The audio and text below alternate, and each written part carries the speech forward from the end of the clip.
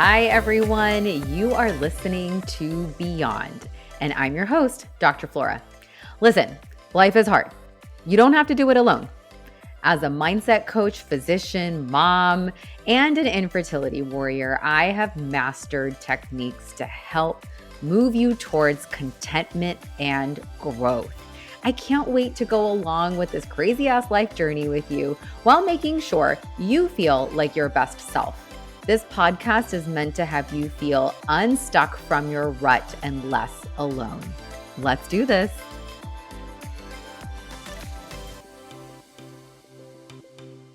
Welcome back, friends.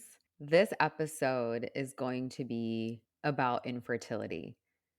My infertility diagnosis changed me. It changed me inside and out. So, this episode is dedicated to those who are having trouble starting or growing their families, to those who know someone with infertility, to those who are nervous about infertility. Fuck it. This episode is for everybody. You don't have to have infertility or know someone with infertility in order to grab a gem from this episode. I'm going to spit out some educational facts because I'm a doctor and that's what I do. But I'm also going to go through a number of lessons that I learned during my journey. I'm going to pepper them in throughout the episode. So listen closely and take notes. I revealed in the last episode that I really don't recognize my old self. I was relying on this life checklist and going on these check boxes that weren't truly mine. I had so much fear of judgment. And you know what? I judged others too. I was waiting to live my happily ever after. I was so dependent on that stupid checklist. And I couldn't ground myself in gratitude. And because of that, I was kind of an asshole. I want to start this episode by apologizing to those who encountered my past self, who encountered my taunting about starting to have children, having more children, having a girl if you had a boy, or having a boy if you had a girl, to preferring twins versus triplets, to getting a glass of wine or going on a vacation and starting to make babies, to all those stupid comments I made because I didn't know better and wasn't taught better. I am sorry. And I'm sorry I made you feel uncomfortable, hurt, and every emotion in between. Today, I'm sharing my infertility story simply to raise awareness that we should never take someone else's or our own fertility for granted. I'm going to start off with a story here. It was 2018, right after I was diagnosed with secondary infertility. I was at the park with my then 2-year-old Gia, who was happily running around in a toddler play area.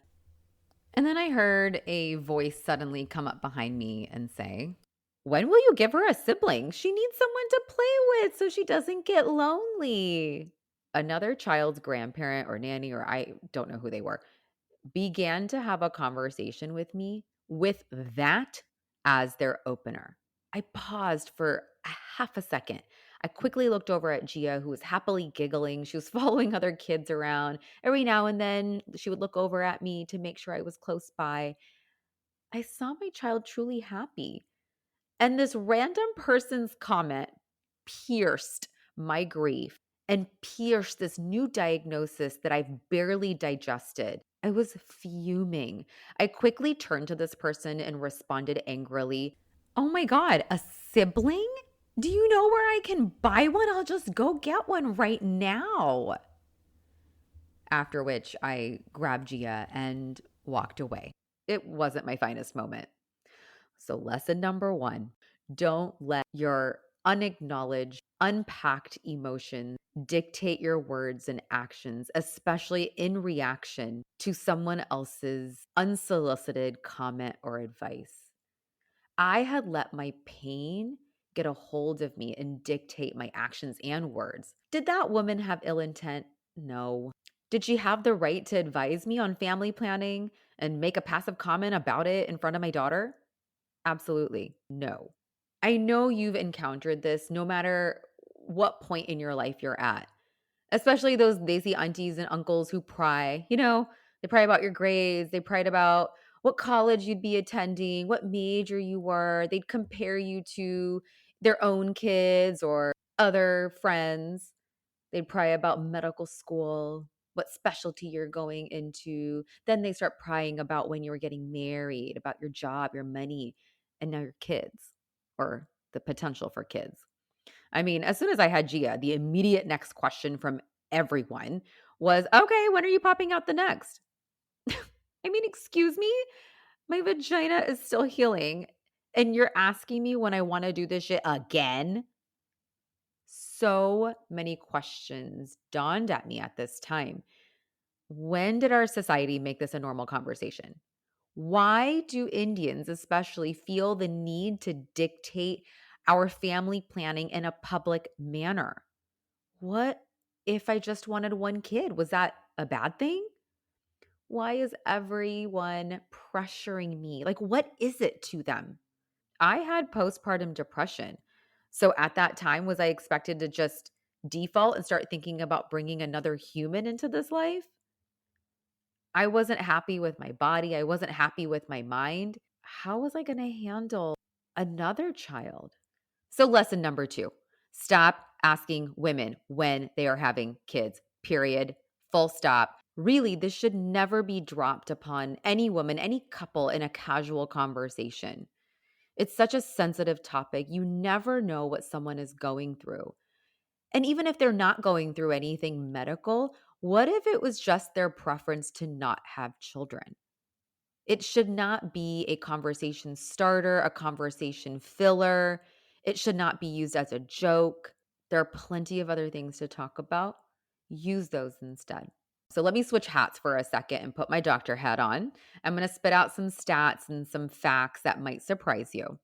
Remember, this is not personal medical advice, just an educational bit. So don't forget to go to your medical team with any personal medical questions and concerns. 1 in 8 couples have been diagnosed with infertility. Estimates confirm that 1 in 4 female physicians suffer from it. I am 1 in 4. So we had no issues conceiving Gia. It was when we tried to grow our family is when I was diagnosed with secondary infertility. Primary infertility, also simply referred to as infertility, is diagnosed when a couple fails to become pregnant after 6 to 12 months of trying to conceive. Secondary infertility, which is what I have, is the inability to conceive or have a full term pregnancy after having had children prior without medical intervention. Surprisingly, it's just as common as primary infertility. Guidelines on when to seek an evaluation for infertility. And this is so important, especially speaking from a primary care doctor's standpoint. I think patients need to be armed with this information. It's important to seek an evaluation, regardless of whether it's primary or secondary. If you haven't conceived after trying for 12 months and you're under the age of 35 years old, or if you haven't conceived after trying for 6 months and you're 35 years and older. We decided to pursue in vitro fertilization. Just in case you didn't know what in vitro fertilization is, also known as IVF, it's when a doctor assists in getting a woman pregnant. It gives nature a helping hand by bringing the sperm and the egg together outside the body and helping the embryo get a good start inside the uterus. So they collect eggs from the woman and sperm from the man. Then they mix them in a special dish outside the body. It's like a little petri dish. And that's the in vitro part. Fun fact, in vitro means in glass in Latin. I thought it was fascinating. Anyway, so if the sperm successfully meets the egg and fertilizes it, they let it grow into a very early stage pregnancy called an embryo. Once the embryo is ready and if it's healthy, it gets carefully placed back into the woman's uterus where it hopefully sticks and grows into a baby. But before you get to the IVF stage, the doctors need that eggs and sperm. Well, as you can imagine, it's really easy for the guys to get the sperm. For us women, however, it requires a small procedure called an egg retrieval. And in order for that to happen, you not only need a whole workup with blood draws and procedures to see what the cause for infertility is, if there is a known cause. So they get your ovaries ready with a lot of medications, injections, orals. It's a meticulous schedule, all time to ensure your doctor gets the most eggs possible during the egg retrieval procedure. And guess what? Not one step is a guaranteed success. In my world, when you work hard and make sacrifices, you receive something in return. That is the verbiage that my parents taught me, that I was surrounded with. This is all I have known. Work hard, get rewarded. My fertility experience taught me something very different. IVF does not follow this rule or any rule. It was a difficult lesson to relearn over and over and over again. And what drove me crazy during the process is that I had no control over the probability. The doctors did everything to the best of their ability to increase the chances of not only a pregnancy, but a pregnancy sticking and resulting in a healthy baby. But because I could not control that, I spiraled. So, lesson number 3, let go over needing control over things you can't control. I promise you, there will be a weight that will lift off your shoulders and you will decrease your brain clutter so you can take control over the things that matter, like your health, your emotions, your reactions, your relationships. Think about that.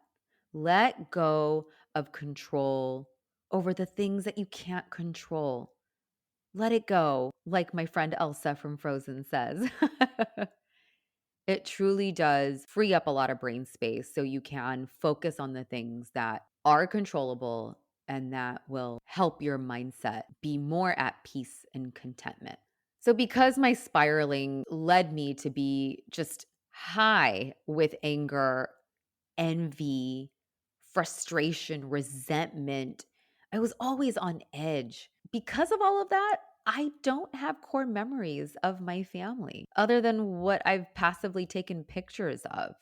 Here are the memories that are embedded into my brain. The first one, anytime I would start a new IVF cycle, even for like the egg retrieval, I remember that first box that was shipped to my house. It was a huge brown rectangular box that nowadays I look forward to because it's like an Amazon package. But back then, it was the sign of a new roller coaster.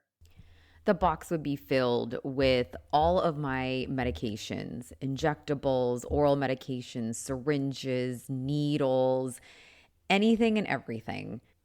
And it would bring on this rush of anxiety of the unknown.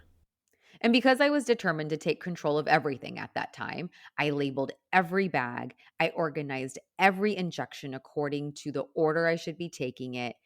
I had certain bags on ice if I was working or traveling. I would then turn to my phone and enter multiple phone alarms labeled with the specific medications that were due at that time. I would then turn to my shared calendar and share the entire schedule with my husband.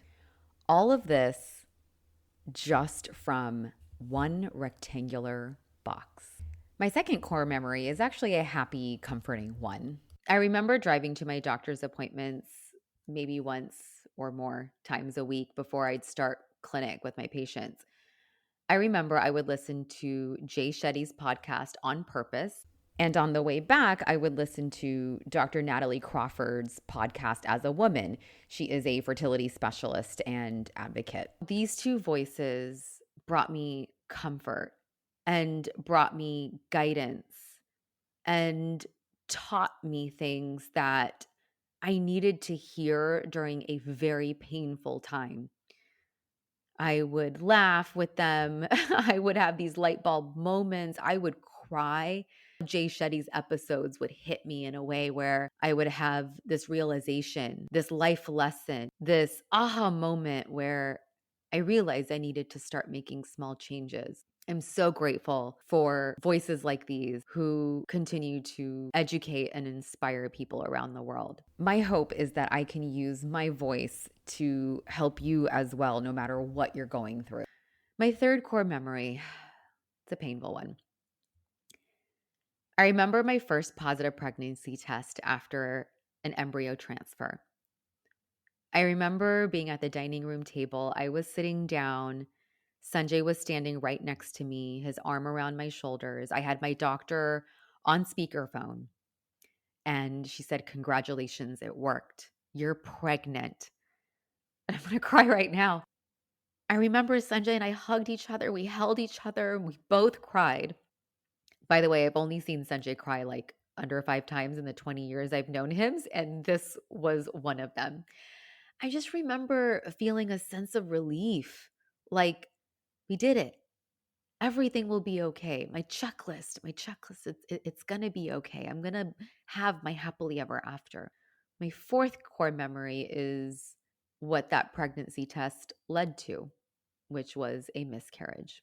I remember feeling familiar pregnancy symptoms, the fatigue, the nausea, the lowered appetite, a little bit of brain fog. I mean, I felt awful for a couple of weeks, but those symptoms were comforting because I knew they were familiar. It's what I felt with Gia. It confirmed the time and money and stress that it all worked. I had a follow up ultrasound, and that day, I remember waking up feeling better, like no symptoms. And I started overthinking, like, oh my gosh, what happened? And then I would calm myself down, telling myself not to overreact. Wait for the appointment. I would tell myself, no reason to worry up a storm now. So I made it to my ultrasound appointment, and it was just me and the technician in the room. She put the probe in to confirm the pregnancy. She was searching. She kept moving the probe around. She searched more. Her brows were furrowed. She was avoiding eye contact with me. Now, look, I'm not an OB-GYN, but I know what pregnancy looks like on an ultrasound. And I did not see it. I saw an empty sac with nothing in it, no heartbeat. The doctor came in, broke the news. I had lost the pregnancy. I was devastated. Just like that, the highest high of a pregnancy test, that sense of relief became the lowest of my low. And what's so funny is I knew deep down in my gut that I wasn't pregnant. I woke up with that intuition. I knew, but my brain kept soothing me until I had proof. And there it was.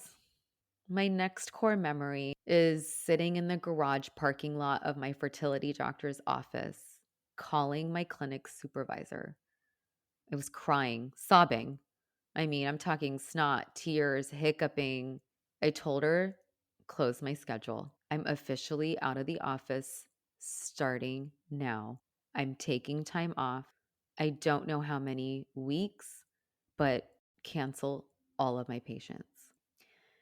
To this day, I don't know the sole reason of why I was crying. I don't know if it was because of the miscarriage and just like the ongoing grief, or because I was admitting to myself that I had hit my breaking point, that I couldn't handle the roller coaster. I couldn't handle full time mom, full time doctor, full time wife, full time fertility patient. I needed time to grieve.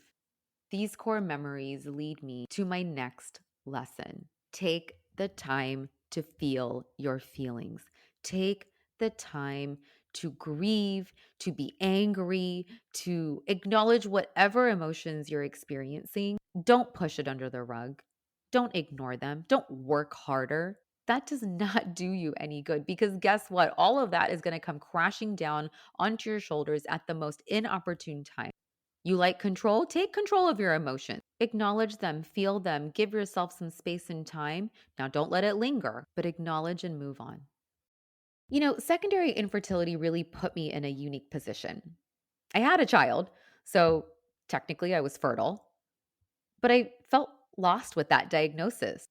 Because I had a child, because I was fertile at one point, I felt like I really didn't belong to the infertility community because, well, I'm, quote, not really unfertile, unquote. Yes, that was a statement that was, oh, pleasantly brought up in a conversation. While I was in pain and grieving the fact that I was unable to give my daughter a sibling, or if I was grieving a pregnancy loss or grieving an unsuccessful transfer, the thought that I was once fertile led to well intentioned comments like, at least you have one child. Don't be sad. Just be grateful you're able to have Gia. There are people who can't conceive. Gosh, you're so lucky you have one. Lesson number 5, stop the at least comments. They do not make anyone feel better. When someone is venting, it's important to recognize what they're asking for. And it's okay to ask them, what do you want from me? Do you want support? Do you want me to give you advice? Do you want me to stay quiet? At least comments negate the feelings. At least comment makes people feel guilty for feeling their emotions. Allow them to feel they're all valid. Stop the at least comments. They don't help. But based on these well intended but unsolicited comments and advice, I was confused because, well, I was fertile and should be happy, but I was infertile and wasn't happy in reality. On one hand, I was fertile and shouldn't feel guilty. On the other hand, I was infertile and was feeling guilty. One side, I was fertile and I shouldn't grieve, but I was infertile and I was grieving. Furthermore, if you followed me on Instagram, you know we stopped pursuing more IVF rounds. We stopped trying to have more children. And I'm not saying that this is the right decision for everyone. I'm trying to clarify that we weren't happy and that we were following this checklist that clearly wasn't made for us, and stopping was the best decision for us and our family. And the episode explaining that decision to the hopefully the best of my ability will be out later, so watch out for it. But that decision to stop IVF really it led me to losing a community that I had formed while going through my infertility process. I had connected with so many women in person over social media who were undergoing these procedures at the same time as me. And we became close at one point, bonding over the logistics, the craziness, the chaos, the trauma, the highs, the lows, the celebrations, the loss, the grief. I had built a support system along the way. As I made the decision to stop pursuing having more kids, many continue to thankfully have healthy pregnancies and beautiful, healthy babies. Anytime anyone would share the good news of a pregnancy or giving birth, my default reaction was always pure joy. And then it was quickly followed by, well, that's not fair. It truly was a very conflicting, confusing time for me. And these beautiful, wonderful friends and new moms and repeat moms went on forward, bonding over their new babies. And I, well, didn't. I felt alone. I was trying to deal with my trauma and loss that I didn't even realize that I had a lingering sense of loss of the community that I could have experienced so much more with. Besides the ongoing IVF hardships, I would have loved to experience pregnancy, birth, newborn life, mom of multiple life. It was like I had lost a sense of kinship. And let me be clear, I'm not upset about it. I'm just simply acknowledging it. It was a realization that came later. Last lesson, it's okay to live in the middle, friends. Feel those contradicting emotions. I was grateful and I was sad. I was grieving and finding comfort in my daughter's hug. I was happy for everyone who was pregnant around me, and I was feeling shorted. Regardless of what obstacle you're facing right now, be comfortable, be okay to live in the middle, to feel all the feelings. It's normal It's human and it's okay. Your feelings are valid, all of them. Thank you so much for listening to this quite vulnerable episode about my infertility journey. I not only wanted to share this to give you an idea of my background, but also know that there are lessons that I pulled from this entire process that are really life lessons. So, in summary, number one, don't let your unpacked feelings dictate your actions. Number two, please stop asking couples, especially women, about family planning. Number three, learn to let go of control over things you truly cannot control. Number four, acknowledge your emotions, but don't let them linger. Acknowledge them, sit in them, and move forward. And lastly, it's okay to feel contradicting emotions. Life is not black and white. Learn to live in the middle. Whatever you learned from the episode today, whether it's a life lesson, a little more understanding about the infertility journey, or just an understanding about me, promise me one thing, that you'll pass something forward. Spread the message with kindness, understanding, and without judgment. To those struggling, you're not alone. I see you. I'm with you. Lots of love. Thank you so much for joining and spending your precious time here with me. As someone who prioritizes her energy, I am so grateful that you chose to spend yours here. To help me help you, please take an extra 30 seconds of your time to rate and review the podcast on your listening platform. For more tips and a behind-the-scenes look into my life, follow me on Instagram at Dr. Flora Sinha. That's Dr. Flora Sinha. And finally, connecting with you truly fills my cup. So DM me on Instagram, email me at florasinhamd@gmail.com, repost if you love this episode. I love hearing from you. I am so grateful for you and cannot wait to be back for the next episode. Bye.